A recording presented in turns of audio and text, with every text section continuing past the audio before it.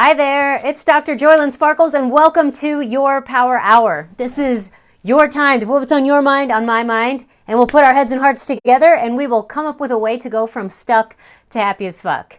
Now today is actually all about my favorite subject, me. Because if you saw one of my posts, this is the time, our little story time, where I can tell you some embarrassing stories about when I fail and faceplant so that we can get out of shame and embarrassment and get through them faster. You don't have to feel so bad about yours. And then we're going to get the learning out of it so that we don't have to repeat it. Isn't that fantastic? And today, you can't see it, but I have got my favorite pair of socks on with ninjas on it, so I am equipped to go through this embarrassment and tell you about something that just happened recently about how I so poorly handled when things didn't go my way, so that you can see that how funny we can look from the outside even though it's really embarrassing on the inside. And then we don't have to keep doing this, okay? And maybe even a little bit of why we're doing this, all right? So let's get into it, all right? Today we're Wednesday, so this is already like eons ago. I've changed like 3 times, at least once a day since then. But anyway, okay, so let's say it was Saturday. All right. I decided I wanted to go. It was pretty. It was sunny. So I wanted to go and just go for a drive. And so I asked my boyfriend if he wanted to go for a drive with me. Who knows? That's what adventure is. You figure that shit out as you go. And maybe it was hot springs or something, whatever. But this was also because a lot of times I end up being the passenger. No big deal, but I like road trips. I wanted to be the driver, and then I had this vehicle and the stupid window wouldn't work. So I finally got the little panel thing to fix the buttons so that my window could go up and down. And I fixed it my fucking self. I was awesome. I mean, he helped, but I did it. And so I was all like, woohoo! JOYLYN's got a window that goes up and down. Like, yeah, it's the little things, right? Let's go for a drive and feel the wind through our hair, okay? So let's do that. So we pile in the car and get going. And, okay, let's stop for coffee because, okay, adventure stop 1, you got to fuel up, all right? So we do that. And then once you know it, the fucking window won't go back up. So it's stuck down. And okay, so we're looking at a forecast of rain in the afternoon. We don't know when that's going to happen. And then my hairstyle was not made for full window down. Just wasn't. That wasn't part of my plan. And I thought I fixed that shit, and now it's not actually fixed. And I'm pissed. I'm really not handling this well, okay? So then it's, what are the options? You know, continue with window down, turn around, switch cars, whatever. And quite honestly, none of these are okay solutions because they're not the one that I had in mind, which was me driving in my car with a working window, going wherever the hell I wanted, and sunshine all day, okay? So apparently that wasn't actually available, but anything less than that was not acceptable to me. So this is where I can get into those when things go wrong. Elvis said, when things go wrong, don't go with them. Oh, I went with them. I led them. And I was mad, okay? Just flat out mad. And here's the thing. So we turn around, we go home. Here's what's running through my mind. First of all, fuck. Fuck this, fuck that, fuck this car. Like, okay, that's how this brain works, okay? That's probably going to be one of the things. And then it's a lot of, this isn't fair. This isn't fair. Why does it have to happen like this? Why does it always go this way? And then the story continues. I'm really asking for so little. I just wanted a nice day in the car, okay? So, rant, like, that's how it goes. And I actually did say, okay, I slammed the door, because sometimes just kicking things, hitting them with a hammer, looking at them real mean, throwing them on the ground, turning them on and off, you know, it's sometimes the little things that fix it. So I slammed the door thinking, hey, maybe something could just, you know, hey, magic happens sometimes. So I tried that, it didn't work. I actually didn't open it and close it again and slam it, which is what I wanted to do. But I mean, I was just like, devastated over something seemingly small. Now, in my defense, because I have done some self-help work over the last couple of decades to where you wonder, wow, JOYLYN, that's quite the overreaction. And I'm not going to argue. It's true. It's true. However, in my defense, because I'm wearing ninja socks because I didn't want to be entirely defenseless here. And you know how to do this. This is arguments. This is all us refusing to actually just say, yeah, I overreacted. That's the end of the story. I'm going to be human here and give myself a little bit of a defense. And that is to say that this car's had numerous problems that I had tried to have disclosed before I bought it. Knowing that things come up with used vehicles, so it wasn't going to be, but I just wanted to sort of be a little bit more prepared. So it had been, one thing after other. There has been, I don't know what it is in the moon and the stars, or, moons, things like that. Relationship things come up, and I can get really stressed out when there's disharmony, because it's not what I like. And then the night before, I actually didn't sleep. So there's been some health stuff and some relationship stuff, so my mind was just going. So I was tossing and turning with my mind. So I just didn't sleep.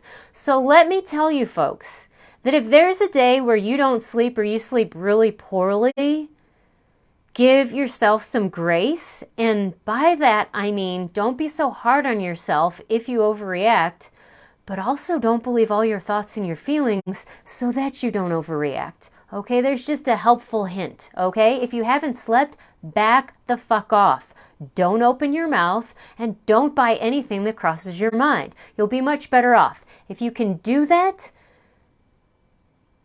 that would be amazing, okay? But I'm putting that out there because now the seed is planted, because it's easier said than done, because sleep, like oxygen, like water, it's easy to discount or forget that a vital, essential thing is insufficient, okay? That's how there's lots of casualties on Everest, because when your oxygen goes down, you just don't make good choices. Same when you're dehydrated, same when you don't sleep, okay? So if that's a thing, factor that in, all right? So that's story number one, okay? Because I've done this before. About 2 weeks ago. Because sometimes it's just life doesn't work out, okay? Like your car. You get a flat tire. You hit all red lights. It's sometimes the little things. And I don't know about you. I handle the big stuff just fine. It's the little stuff that seems to just chip away and chip away and chip away until I become a bit of a lunatic, okay? But sometimes it's other people. What do you do when other people don't do what you want to do and things don't go your way? Now, oddly, sometimes when it's strangers, we can create or invent some narrative or just not care as much. But when it's somebody that's close to us and we think we're going to get a response that we would like and then we don't, how do we handle that? Well, let me tell you about a time I didn't handle it well, just for entertainment's sake, okay? A couple weeks ago, I think I actually even talked about this on Power Hour, had to make a decision about, was I going to join a family gathering or was I going to choose not to, for any number of reasons. But I had to make a choice. Were they getting lodging for me or not, okay? And that's not an easy choice to make because, as you know, with families, hardly ever is it cut and dried. When you're coming out of, or anywhere near the vortex of a dysfunctional or codependent family, nothing's easy. So there's my defenses, okay? So I finally make a decision about this, though. I feel like I can sleep at night saying, this is where I'm landing. This is why I think it is. But really, my heart is actually calm about it. I got to stillness, and I feel good about this. And I basically had just arrived at that point when I decided to share it with my partner, who I thought would be supportive, knowing how indecisive I can be, and just happy that I made a decision. And I was thinking, full-on support, that's what I'm going to get. Yay! That's what I'm going to get because that's what I want. And somehow that was going to go from this mind into that mind and play out on my timeline. All right, that didn't happen because I shared with him, and here's where I'll get to it again. You have to examine sometimes how did I contribute to this? And one of those things is I shared too soon. You know, it wasn't that I couldn't share, but a lot of us who have poor boundaries sometimes actually have to learn to hold things before letting them out, because otherwise the energy is just still too diffusive and we never actually got it for ourselves. So there's that. So I did that, but then when I said, hey, how does that sound, or does this make sense, or whatever it was that I said, this is the look I got. And that face was not this face. And that was unacceptable to me at that time. Not globally, but at that time when I wanted I didn't get it, and that pissed me off. I wasn't happy about that. And again, we're going to what was going through my mind then, and again, fuck this. Why can't I ever get the support I want? I'm never going to be supported. Blah, blah, blah, blah. And I would like to say I calmly walked off. I did not. There was a little bit of emphasis to those steps. Not quite that of a teenage or a toddler, but you knew I was walking with a greater weight than I normally tread upon the earth, and with a sour face, meaning no one was unaware that I was displeased. Okay, so those are my two stories. All right, yeah, so it's not that every time something doesn't go the way that I want that I operate that way, but maybe more than I'd like to admit, but I just admitted two that I could readily think of that happened actually just recently. So what do these stories have in common? Well, things didn't go the way that I wanted. That's the big one.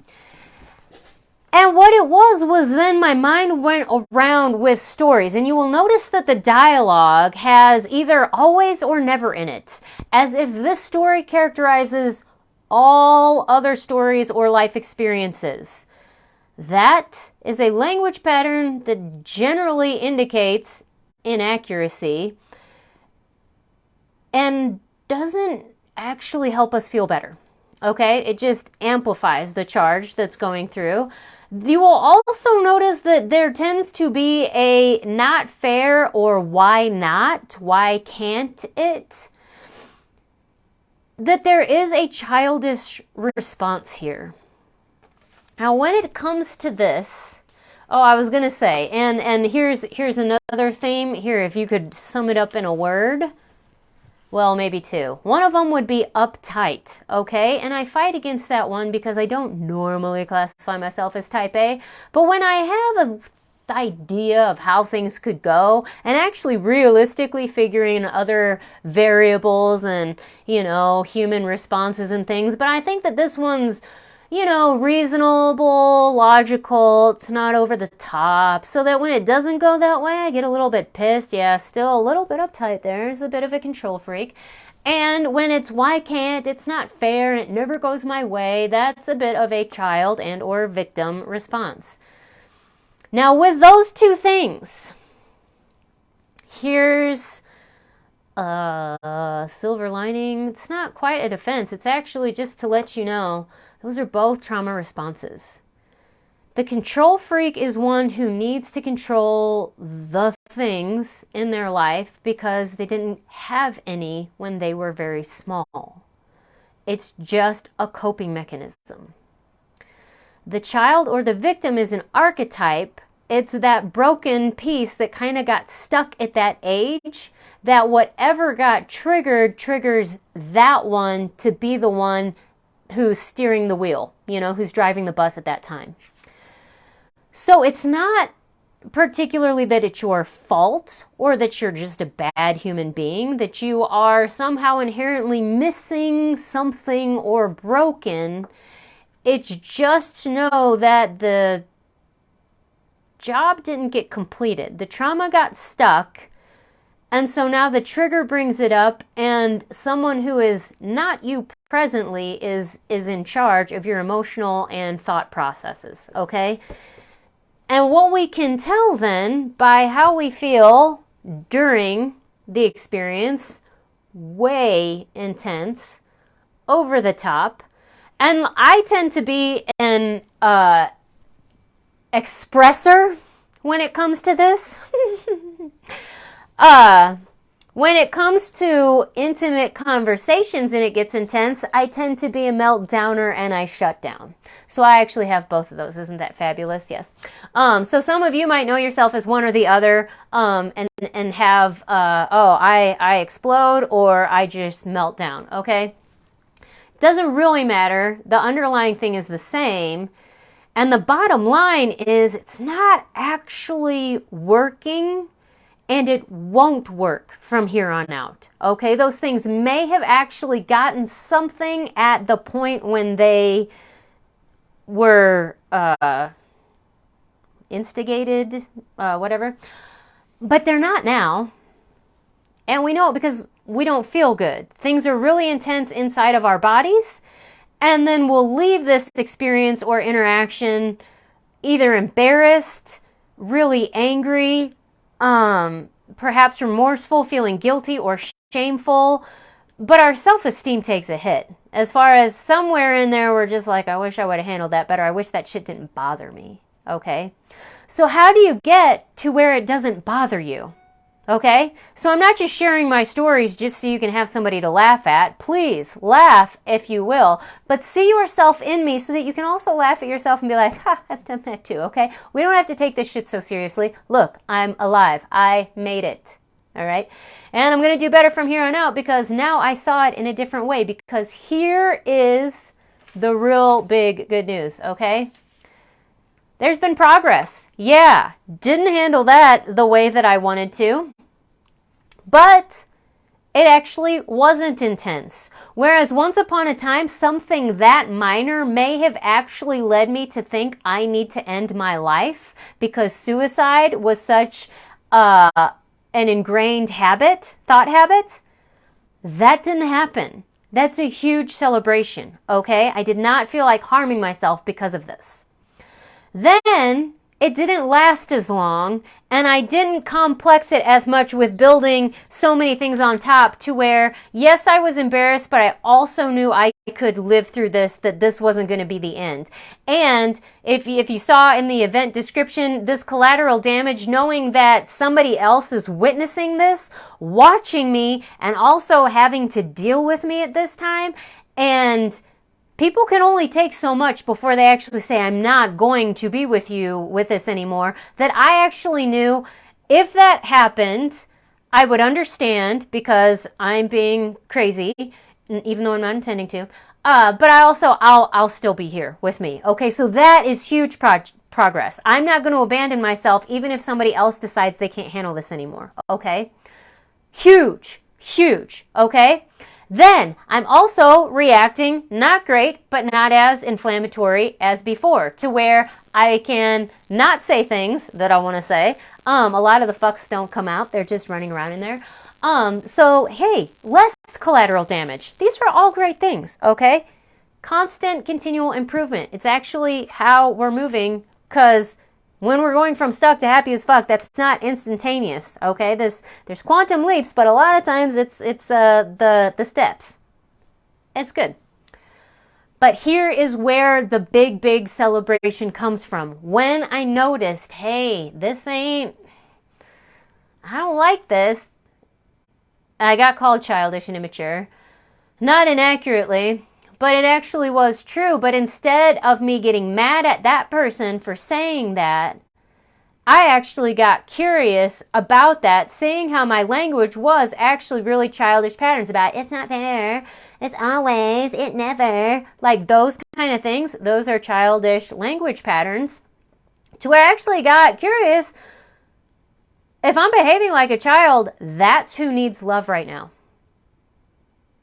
So instead of shaming myself for I should have known better, I was like, wow, there's a hurting little kid who needs love right now. And I got curious about her. It's me, obviously. It's one of those little ones running around, like, who's got the keys? I got to take the keys back, but I'm going to give him a hug, kiss the knee, like you get the metaphor here. Who's hurting? What's hurting? And when I started to look at this, because these triggers, you're not insane. Something's really hurting. Otherwise, you wouldn't respond so intensely. So what's the hurt? And what was hurting was that in all this, seeing life not go the way that I wanted, seeing people not give me support and agreement that I wanted, I was interpreting, and it was reinforcing a fear/belief that I don't really matter. That my feelings don't matter, that me being on this planet doesn't matter, that it's always going to be this way. That belief is heavy and it hurts. So that when the outside reinforces that and it just gets to that and you're not sleeping well and you're already being crunchy because other shit's going on in your life and the freaking window won't roll up, and good grief, that should just be what windows do, go up and down.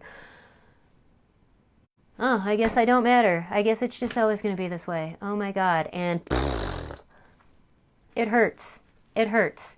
And the trigger was already set, primed because of trauma. The cortisol response, like you're you know, kind of walking on eggshells sometimes. Like, yeah, you've been better, but sometimes life just adds up, and you went over the top this time, JOYLYN. Okay, so but it hurt.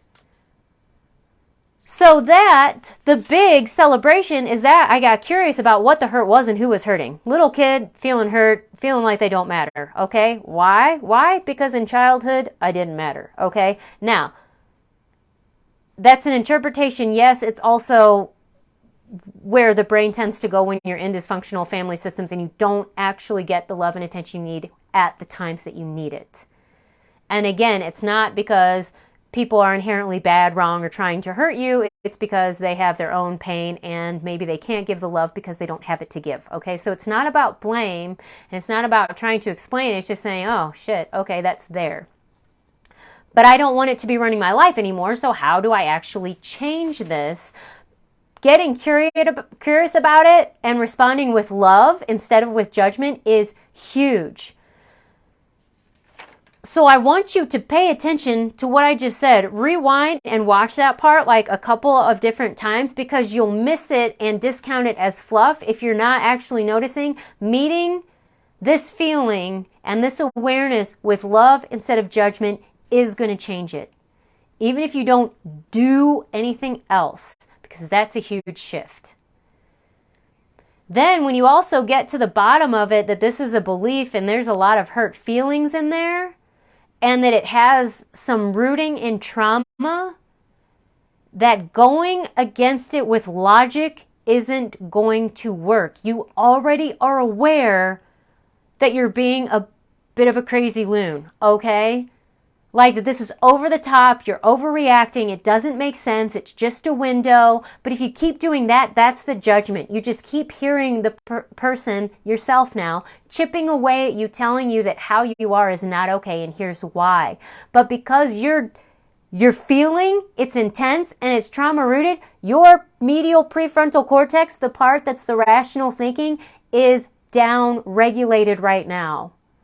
Your amygdala and your limbic system, the really emotional parts, are over-regulated. So you cannot meet this huge feeling place with a bunch of logic and think it's going to work. That's going to come later. So that's why empathy and loving is actually going to help first. You have to meet the feeling and actually acknowledge that it's there. Now, how you can actually do this is to metaphorically, if you can actually, sometimes you'll notice, like when you get curious about this, like, wow, I'm being childish, like how old am I being right now? You might immediately get, I'm being 4. Oh yeah, because that was the time blah, blah, blah happened. Then go in your mind, visualize you giving your 4-year-old self a hug and giving yourself the love you needed then. Tell them what you wanted to hear, which for most part of us is, I'm really sorry this is happening. Even as little kids, we know that things aren't always going to go the way that we wanted them to. It's just sometimes we'd like to be honored that we weren't ridiculous for thinking that they could. They weren't stupid, it just didn't happen that way, and that's disappointing, and that's a bummer, and you just need to be held at that time, and it will go away on its own. You don't have to do anything else. So that's all you have to do right now, is just abide with yourself long enough to be like, dude, it sucks it didn't go your way. Man. Okay, let's just let this roll through, you know? Then you can say, hey, I'm actually sorry you believed this. I'm sorry people weren't. There's a thing called the compassion key. If you get into the 3-month self-love switchery, which I'm going to talk to you about, I'll teach you a lot of these tools. But then next level is to become a real self-loving badass who's actually going to now be accountable and say, all right, kiddo, now we got to grow up. I have got to have the car keys at all times. I'm the one driving the bus. So you can't hijack this. We can't do this anymore. So how do we get through this together? Where I stay in charge and I can have access to my logic and reasoning capacities when things get tough. We both got to be here together, okay? So it's learning how to integrate that one, not get over them, not stuff them down, and not for you to be like, well, they're there, and constantly be hijacked by your 4-year-old self, you know? You're going to have to be like, hey, this shit has to stop. And you can say that in a loving way, like I just did. Hey, this shit has to stop. Because when you level, when you're seeing them as a human being, being like, there's nothing wrong with what you did, but it isn't working anymore, we're going to change it, the energy is truth, okay? So you have to stop. And here's what's interesting for the adult you that's watching this.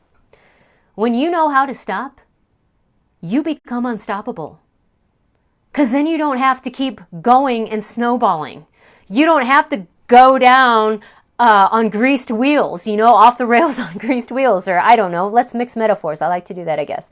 But then you also know from other power hours that you've watched that the subconscious doesn't just stop. It's hard to just stop. So how do you stop? There is love sometimes would just say enough. You stop. But then when you have a future forward and a priority set already, you know what to pivot and shift to. So you're not just stopping and then there's nothing left. You're stopping that, setting it down, and moving on to what will actually lovingly create a future you'd like to have. And then in that, sometimes is choosing how to handle the intensity that's running through my body and my nervous system right now. So here's the pragmatics, because I always like to give you these. You have to move your body. In the intense times when it's trauma and there's fight or flight, a lot of it is you need to complete the movement. Because if you're just frozen, that's what's locking it in. So you've got to move it out. So there's lots of options here. You can scream. You can shake like a dog. That's actually why animals shake. They actually move things through their nervous system. You can clench all of your muscles really hard for like 10 to 20 seconds and then release it. That will actually just charge a lot. You can do EFT tapping, dancing, singing, walking, running. Do something to get it out. And sometimes in a burst is nice. And let me tell you, I can hear you because I heard me being like, oh, but that's going to look stupid. Oh, I can't do that in front of this other person. You're already looking like a child throwing a temper tantrum. You've already embarrassed yourself. Really, what's left? Okay? Don't fool yourselves about how much pride and dignity you've got because you just let your little kid have it all, okay? So don't be afraid to actually do something different that's actually going to work, okay? Don't stop yourself because of how you might look because you've already witnessing yourself not look glorious, okay? So let's just hold some perspective here, all right?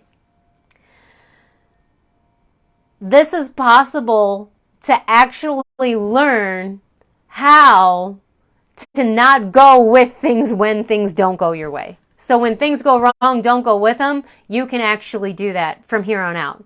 And how it is to meet yourself with some empathy, get curious about what the hurt is and what's causing this intense trigger, and then move that intensity through your body. That's what your body is there for. You've got to get it out of the system without throwing it at other people and making things worse or redirecting it and internalizing it and holding it there, okay?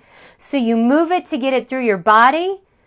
A lot of times once you do that, you will notice you'll either change your breathing or you'll cry because that's when you're actually starting to release. It's getting washed out.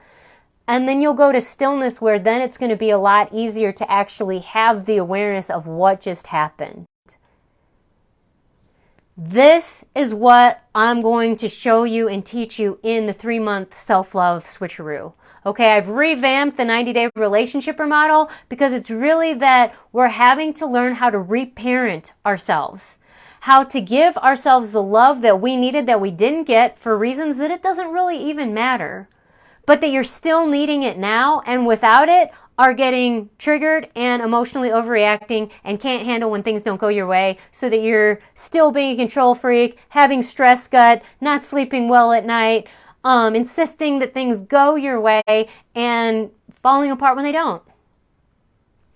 There's progress all the way from now until the day you die, so it's not like perfection is ever actually required. We'll probably never even get there, but it can be so much better to where you can have these experiences, come out of them with new awarenesses, and actually know that I'm never actually going to do it that way ever again. That doesn't mean I won't mess up. That doesn't mean I won't have the same thoughts, but I won't actually express or behave to that level again because I mean it. No more excuses. I'm growing up now. And then I'm going to start to celebrate when I notice me doing these things and making big progress. I'm going to actually start being my best friend. I'm actually going to start giving myself the love that I need, even when it isn't hard, but also when it's good. This is what you can learn in the self-love switcheroo. It's what I want to give to you. So all you got to do is set up a time to talk with me and figure out if it's what you need, if and how it's going to work for you, and how you get started.